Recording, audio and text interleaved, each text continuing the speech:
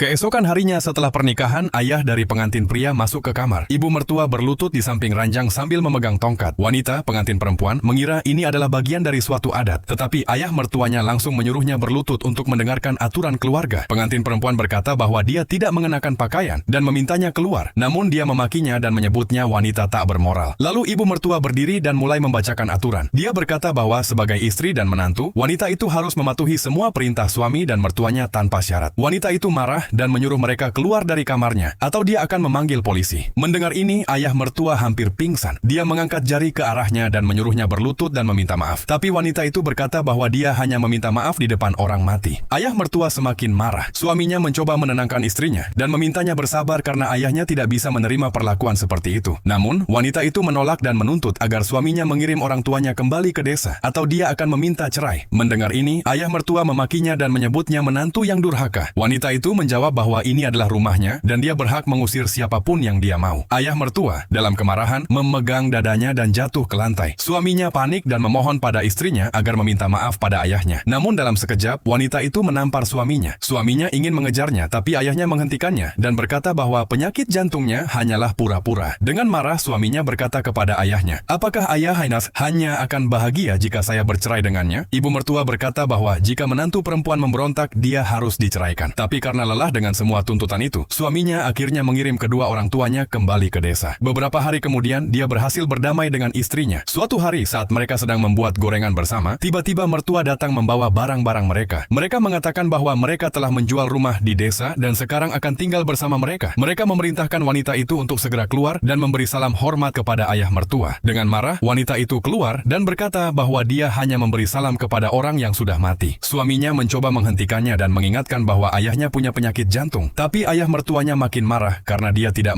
membungkuk dan dia merusak tanaman. Wanita itu hampir meledak karena marah, tapi suaminya kembali mencoba menenangkannya. Ayah mertua mengumumkan bahwa dia lapar dan ingin makan 28 jenis makanan. Ibu mertua mulai membacakan tugas dan kewajiban seorang istri dan menantu. Wanita itu lelah dan berkata kepada suaminya untuk mengurus situasi ini. Suaminya berkata bahwa hanya ada gorengan untuk dimakan, kalau tidak suka mereka bisa makan di tempat lain. Tapi ayah mertua menamparnya dan berkata bahwa setelah menikah, anak laki-laki tidak mencintai orang tuanya lagi. Wanita itu tidak tahan lagi dan memutuskan untuk melawan, tapi suaminya menariknya ke dapur dan berjanji bahwa siang itu juga dia akan mencari rumah terpisah untuk orang tuanya. Wanita itu akhirnya setuju lagi.